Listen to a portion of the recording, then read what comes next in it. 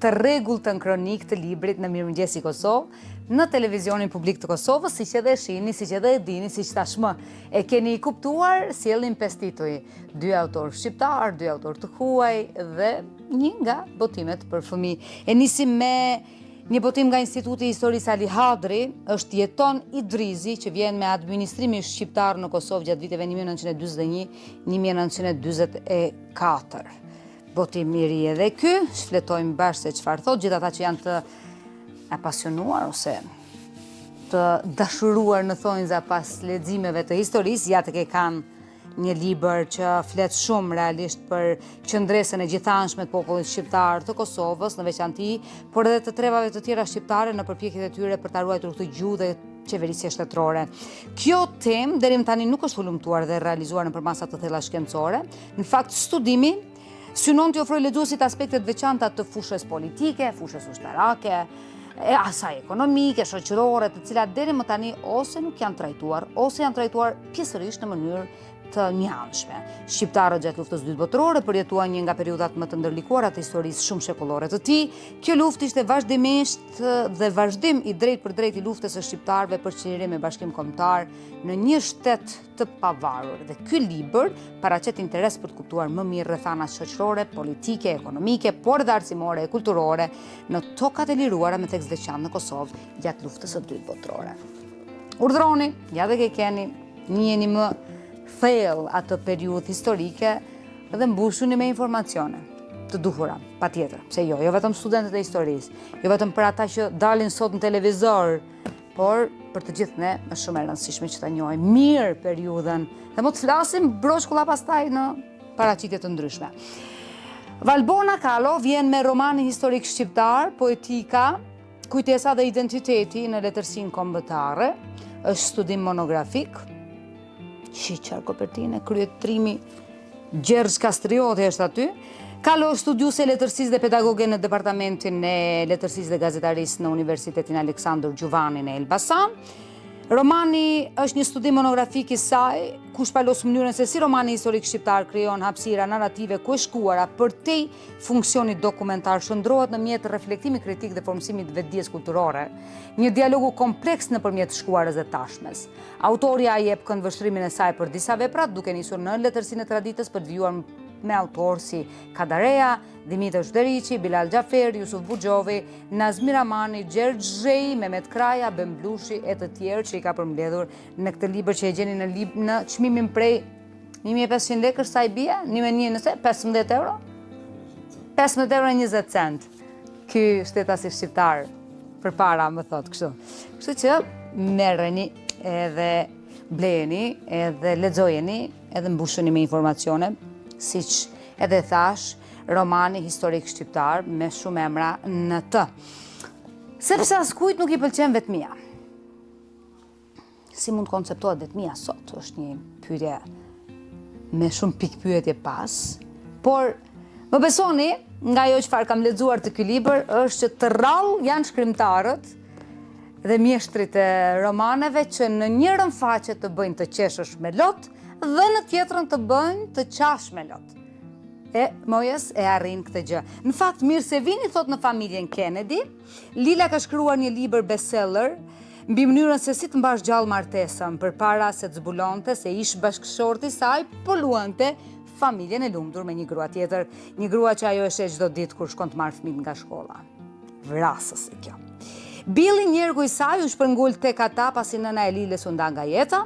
Ai është i dashur me mendësi të vjetër, por po e çmend krejtësisht. Seli, vajza e madhe e Liles, e urren shkollën aq shumë sa ka hequr fare nga ndjekja e saj, ka hequr dorë. Nëna e saj nuk ka asnjë problem me këtë sepse ende nuk e ka marrë vesh patjetër. Viola është 9 vjeçe, adhuruese e këngëve rap të përshtatshme për moshën e saj, qesh me shakate të çuditshme dhe Lila shpreson me gjithë zemër që ajo të mos ndryshojë kurrë. Ndërkohë Truanti është qeni shtëpis, sa po ka kafshuar aktorin amerikan që është shfaqur papritur në pragun e familjes Kennedy. Në fakt, ky është Gjini, baba i larguar prej vitesh nga jeta e Liles dhe as pak shembulli ideal i një figure prindrore. Imagjinojeni se sa telashe i ka sjellë ai familjes. Ai e kishte braktisur Lilën dhe nënën e saj vite më parë dhe kushdo që shkon pason një stuhi grindjesh familjare. Por prania e Gjinit sjell ndryshimet papritura, së shpejti vajzat zbulojnë tek ai një shpirt të afërt, një njeri që gjithmonë ndjek gëzimin e jetës. Edhe Billy fillon të zbutet. Dhe Lila, për çudi e gjen veten duke dalë në takime. Fillon faza tjetër e jetës. Gjithçka po ndodh në familjen Kennedy, por çfarë? Dhe a do ta shkatroj apo të shpëtoj familjen e tyre? Mojes, mjeshtri rrëfimeve të tilla e bën këtë gjë qesh me lot e çaj me lot në njërin nga faqet patjetër. Shumë interesant, kështu që me shumë përgjithësi u propozoj që ta lexoni, botimet Wegen janë ato që e sjellin. Letra e fundit, roman. Po thuaj se e njëjta ngjyrë, kemi shkuar edhe në të njëjtat nuanca, për të mos dalë nga kjo narrativ, një histori dashurie që të rrëmben shpirtin, të copton zemrën, por në fund të mbush me shpresë dhe forcë. A janë historitë e mëdha dashurie ose të dashurisë me funde të lumtura?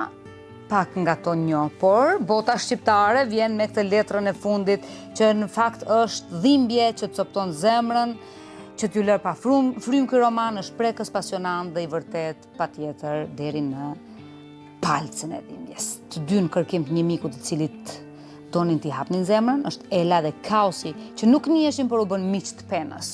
Interesant. Ai pa familje i dërguar me mision në front, ajo 24 vjeçare, nën single e dy binjakëve, s'do ta përfituronin kur që mes tyre do të lindte një afeksion i thellë dhe ndoshta diçka më shumë mbase. Por jeta e vuri Elën përpara një sprove të vështirë, e mbetur tashmë jetime dhe kur letrat e Kaosit rreshtën së mbaruari, ju mbush mendja që vërtet kishte mbetur filli i kat në botë.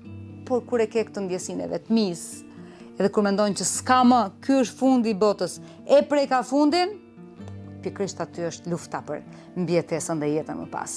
Dhe ajo që ndodh më pas është përfundimi shumë e bukur, sepse zgjohesh nga përgjumja e një kohe të gjatë dhe lufton për ta marrë jetën për së mbari.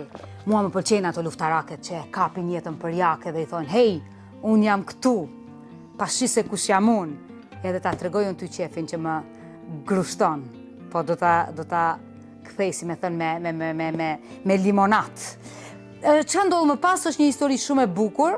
Ai ishte gatshëm të bënte gjithçka duke i dërguar atë letër. Historia vazhdon pas përplasjes për shkëmbë, siç thuhet në letërsi, kur më nuk ke gat jam bash, dhe aty fillojnë gjërat e bukura. Kështu që kur mos u dorëzoni, nëse ju që po më shikoni, po përballeni aktualisht me ndonjë nga situatat e vështira të jetës, patjetër se ka situata të vështira jeta, dhe kur mbështeteni dhe kur mendoni që s'ka më zgjidhje, më besoni, aty është momenti i shkëlqimit tuaj, ngrini velat tuaja dhe do të shkëlqeni dhe do të lëndroni pafundësisht bukur. U asiguroj për këtë, e kemi të provuar në lëkurë dy njerëzit që po e përgatisin këtë kronik libri, por edhe shumë të tjerë të cilët patjetër që jeta i përplas, sepse nuk të përkëdhel vazhdimisht jeta. Kështu që vetëm dorëzim mos njihni, të tjerat janë pjesë procese të jetës. Hapësira është eksplorimi i kozmosit. 10 tinguj të zëshëm në hapësirë. Po pra, në universi. Ne mendojmë se po humbëm një dashuri, mori fund. Ne menduam se po humbëm një punë, mori fund. Po lere, ma se ka gjëra të tjera të bukura jeta, kosmo. Njerëzit kanë shkuar në hënë, kanë prekur Marsin, e të tjera, po blin parcela në Mars. Prit se duhet ja heqim këtë po më duket. Po. Shikoni, kur të shkojmë një ditë në hënë, me anijen tonë kozmike, do t'i ndëgjojmë këta tinguj. Edhe ju, kur ndroni të shkoni në hënë, miqtë e mi, do t'i dëgjoni këta tingujt në hapësirë, në univers, që është i pafund, më i pafund, dhe mësoni, edhe njëuni me tingujt, se do t'vje shumë shpejt kjo kohë. Hapësira, eksplorimi i kosmosit, është letra e fundit, askujt nuk i përket vetmia, romani historik shqiptar dhe administrimi shqiptar në Kosovë gjatë viteve 41-44. Këto ishin 5 veprat që unë dhe operatori im Visar Saliu përzgjodhëm për ju sot, këtu nga Libraria Artini, ku gjithmonë e realizojmë kronikën e librit. Ju falenderojmë shumë për vëmendje dhe urojmë që të merrni ndonjë propozim të lexoni dhe bashkë do të shihemi javës që vjen. Mirupafshim.